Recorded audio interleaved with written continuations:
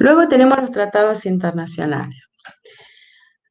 A partir de la reforma de la Constitución Nacional de 1994, se incorporan al derecho positivo argentino en el artículo 75, inciso 22, que les confiere a los tratados internacionales que menciona ese inciso el carácter de supralegal, es decir, la misma jerarquía que la Constitución de la Nación. Bueno, si nos remitimos al artículo 75, estamos hablando de la Declaración Americana de los Derechos y Deberes del Hombre, la Declaración Universal de los Derechos Humanos, la Convención Americana sobre Derechos Humanos, el Pacto Internacional de Derechos Económicos, Sociales y Culturales, Pacto Internacional de Derechos Civiles y Políticos y su protocolo facultativo, la Convención sobre la Eliminación de todas las formas de discriminación contra la mujer. Son tratados internacionales que tienen impacto en nuestra asignatura y que, por supuesto, el carácter supralegal, la manda esa del artículo 75, inciso 22, hace que sean muy importantes en el desarrollo de los derechos de los trabajadores. Luego tenemos leyes y reglamentaciones, o sea, en fuentes generales, en fuentes particulares, nosotros vemos las leyes que se van a aplicar, son las leyes que yo les venía mencionando. En cuanto a los usos y costumbres, son prácticas continuadas y uniformes a través del tiempo de un modo de proceder o de una regla de conducta. La jurisprudencia se refiere a la doctrina fijada por los tribunales de justicia a través de decisiones reiteradas, interpretando y aplicando en un mismo sentido el derecho frente a cuestiones dudosas para resolver los conflictos individuales.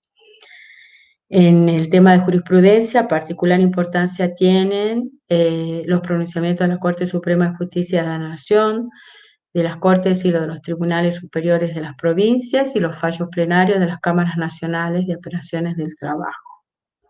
Y con relación a la doctrina laboral también es una fuente de derecho, está constituida por las opiniones de expertos y especialistas en derecho del trabajo, así como las conclusiones y recomendaciones de los plenarios de los congresos donde se debaten temas del derecho del trabajo.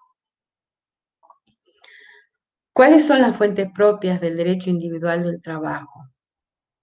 Lo contempla el artículo 1 de la Ley de Contrato de Trabajo cuando dice: el contrato y la relación de trabajo se rigen por esta ley, por las leyes y estatutos profesionales, por la voluntad de las partes y por los usos y costumbres. Por esta ley se refiere a la Ley de Contrato de Trabajo. En el segundo inciso dice leyes y estatutos profesionales.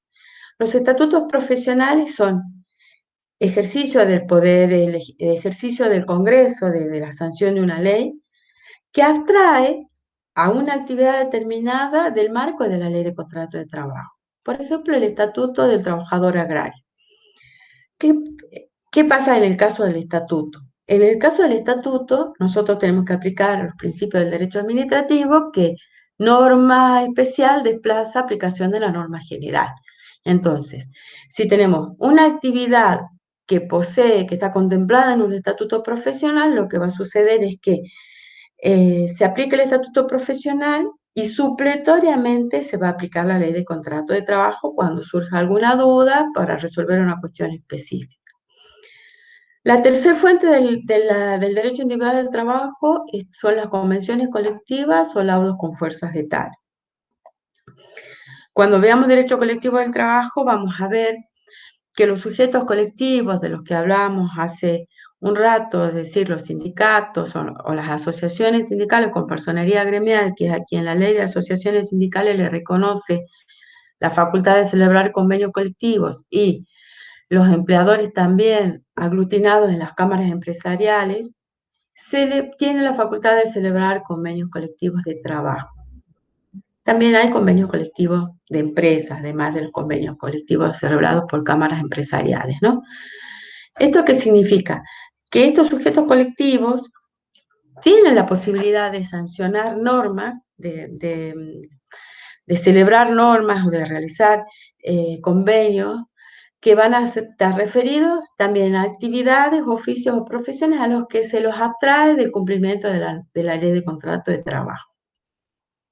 Es decir, cuando yo tengo una actividad con convenio colectivo, lo que tengo que hacer es ver primero la aplicación del convenio colectivo. Supletoriamente, aplico la ley.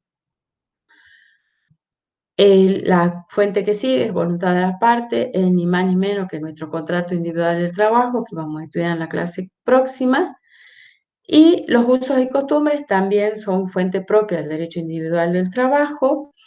En materia laboral se trata de prácticas o de usos de empresas establecidas generalmente de modo unilateral por el empleador, que representan unas o varias condiciones más beneficiosas que las contempladas en las normas vigentes y cuya repetición en el tiempo generan a favor de los trabajadores los conocidos derechos adquiridos, incorporándose automáticamente a los contratos de trabajo, constituyendo por ello entonces en derechos indisponibles y unilateralmente inmodificable por parte del empleador. Y finalmente, para terminar esta primera clase de Derecho del Trabajo, tenemos a la Organización Internacional del Trabajo, OIT. La Organización Internacional del Trabajo es un organismo o institución intergubernamental de integración tripartita creada en 1919 e incorporada a partir de 1946 como organismo especializado de las Naciones Unidas. Está integrada por los Estados miembros, representantes de las organizaciones de los trabajadores y representantes de las organizaciones de los empleadores